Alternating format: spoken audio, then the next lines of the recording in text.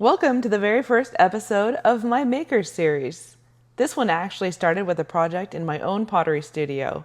I needed some beautiful wood slabs for my windowsills, and that search eventually led me to meet Barry Lasko of Emmett, Idaho. These are the slabs I chose, and here you can see how they look. I absolutely love how much warmth and character the natural wood adds to the space. Before we head over to Barry's shop, I wanted to quickly show you how I took the raw slabs, cut them to fit, and finished them for my studio. I did have some amazing help with this project. I do want to make one thing clear though, is I am by no means a woodworking expert. This isn't meant to be a tutorial on the right way to finish a slab. This is simply the process I used, what worked for me, and how I got them from rough slabs to finished window seals. But the best part of this project wasn't actually the window seals. That brings us to Barry Lasko. So come along with me as Barry takes us behind the scenes.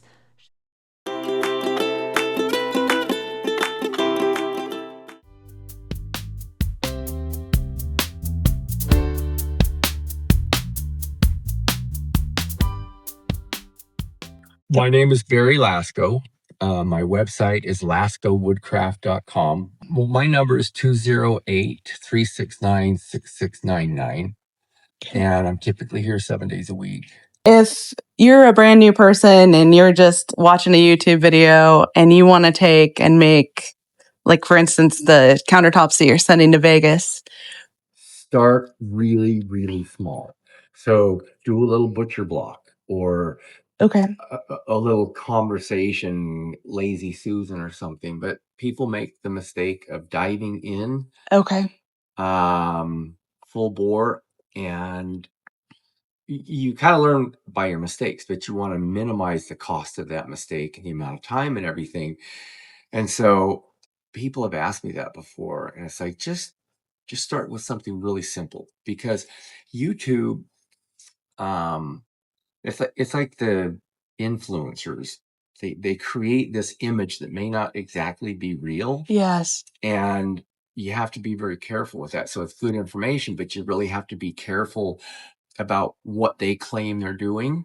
Mm-hmm. Because from experience, I know that some of that stuff is just near impossible to do. And it, it's okay to have that as a good resource for learning, but hands-on is always the best. But if you just take baby steps and go, instead of just jumping in a crazy river and trying to swim, just take those steps up So there. if someone were to come here and bought a wood that's amicable to turning it into like a butcher block, what type of wood species would you recommend? Well, if they want local species, we've got oak, elm, maple, walnut, honey locust, ash. But if they want something exotic, then we ship them down to the hardwood store. Okay. And there you have a selection of woods from all over the world. The challenge with that is it's a lot more expensive, and the recipient of that butcher block doesn't appreciate the value of that wood. They just look at it, and it could be anything as long as it's pretty. And so some people do it just because they love doing it, and if they're trying to support themselves with it, it's a completely different animal. Okay. And then, like, if I'm buying, say I come and I pick a piece of maple and I just want to go to Home Depot or Lowe's, just pick up a sander. What grits of sandpaper would you recommend? And is there an off the shelf stain you would recommend? And also, I know you said oil based polyurethane, but if I'm a beginner or a neophyte, is that something that I would still want to use? Or Yep. And now, as far as tools go, you have the Ferrari brand, and then you have the Ford Chevy stuff. This is what I typically use, this Varathane, okay. and that's just a brand. It's not a specific type, but this right here, Varathane polyurethane oil base.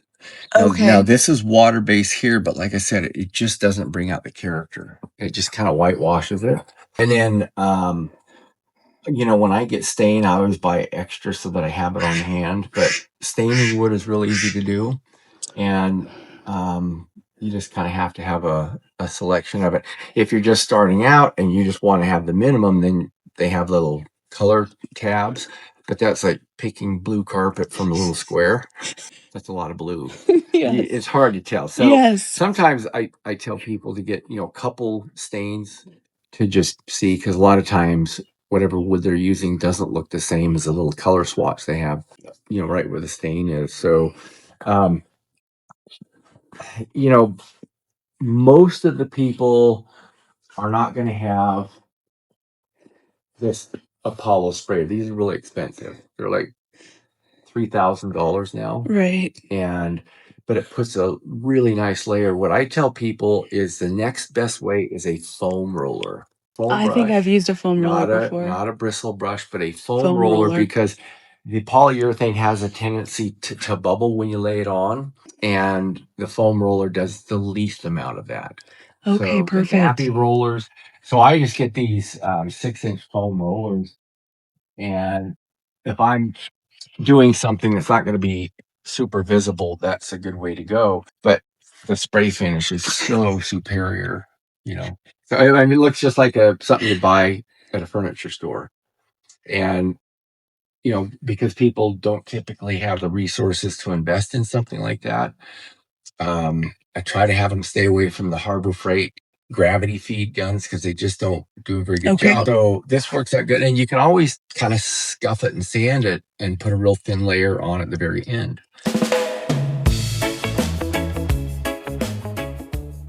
3 or 4 log trucks a year come in and drop them off, and Very cool. that way I'm not just only doing finished furniture stuff, I'm also contributing to the building community too. This is almost all walnut in here, and I've got some elm and some other species.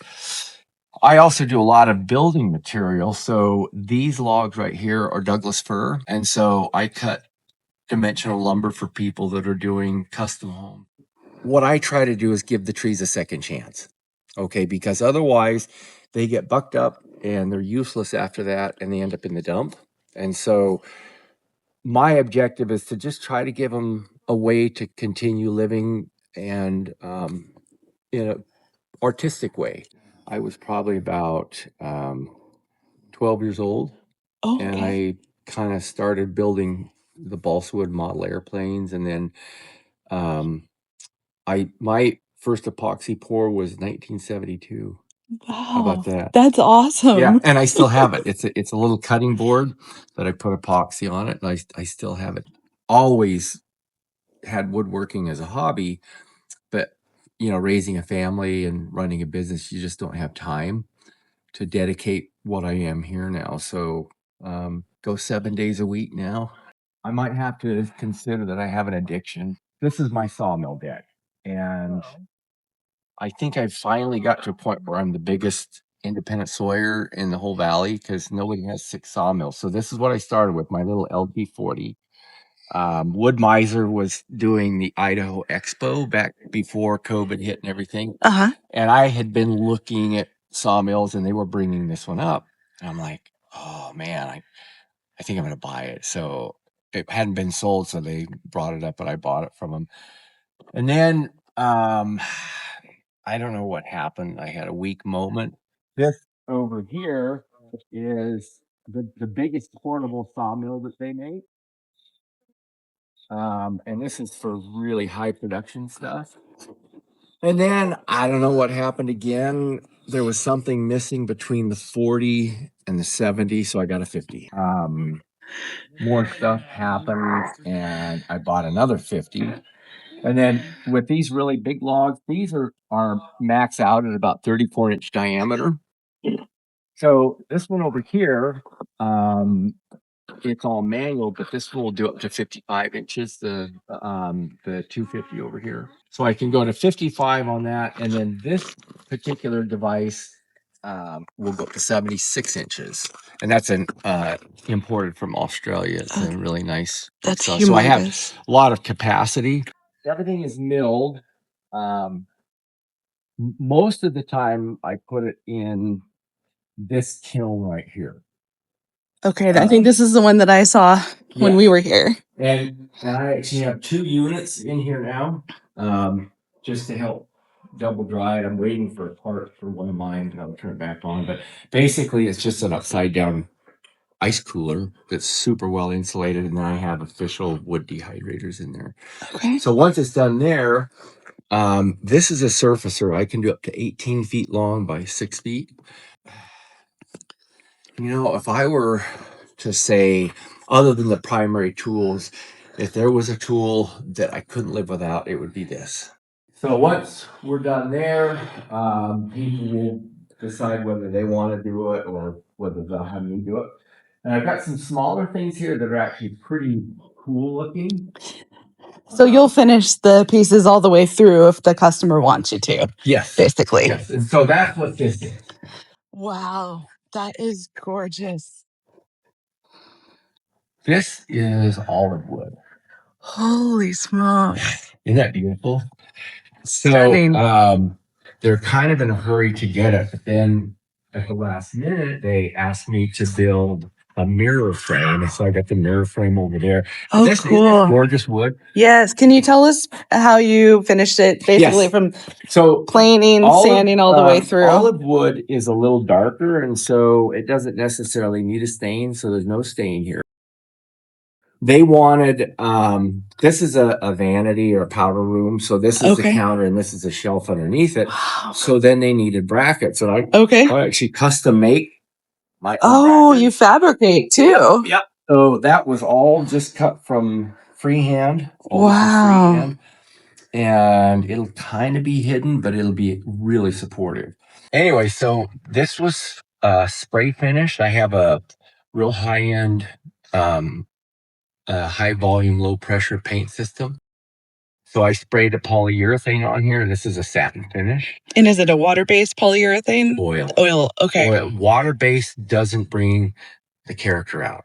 It's kind of just whitewashing. So Okay. it's supposedly a good quality finish, but you don't get anywhere near the character. It's like putting milk on it. And so I really prefer the oil base, and then I sand this down with about a 10,000 grit. So they brought the mirror up here, and So that's the mirror. yeah. So I took, and these are actually book matched. You'll notice that there's a knot here. Oh yes. And then this is book matched here. Wow. So you can't buy this stuff, and look at the seams here. So the next step is to do a round over on this and then do the rabbet on the backside for the mirror. Cool. And they're anxious to get it as I've been trying to focus on this. This is the beginning of a great big oak table. And I went and picked that tree up in the back of somebody's yard, brought it home. So there's a story with everything. And it a lot of times people are kind of attached to their trees, even though they need to come down. So they'll say, "Hey, well, could we hire you to build a table and everything?" So this is where some of the magic happens, where I do my epoxy boards and stuff. I can climate control it in here.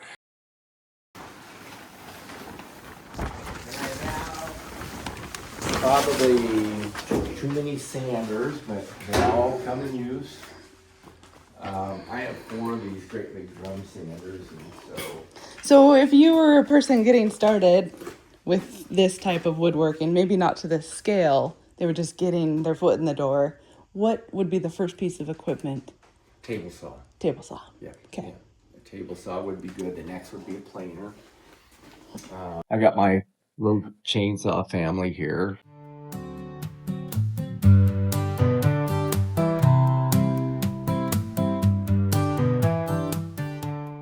This is my go-to saw. I've been trying to organize some stuff, but this is a saw stop.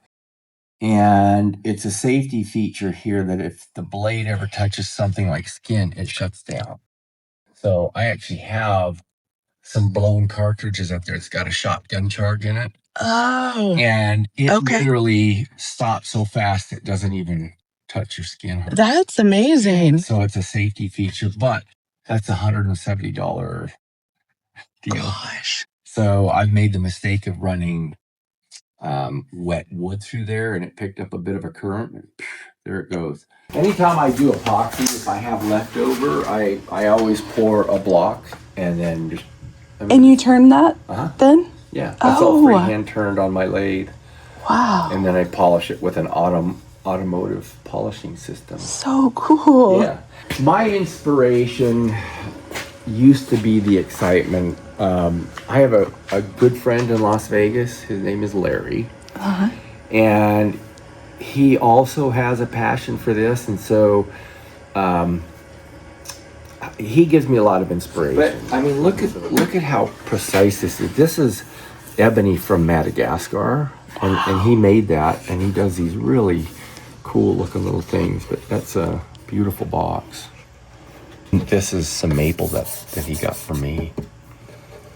That's really neat, like a collaboration piece. How do you define enjoying the moment? You know what has been the most rewarding is just doing things for people that made them smile. But the fact that I'm able to make the world a better place to live, that in and of itself is probably a lot of motivation too. And then it just really helps for everybody to pitch in and say, let's provide some positive energy. This has given me an outlet for mental well-being and then physical work and stuff. So it's literally kept me alive. Thank you for joining me for this episode of the Maker Series. I hope you enjoyed meeting the makers behind the craft and getting a little glimpse into their world. If you enjoyed this episode, be sure to subscribe. And while you're here, check out some of my other videos. Until next time, enjoy the moment.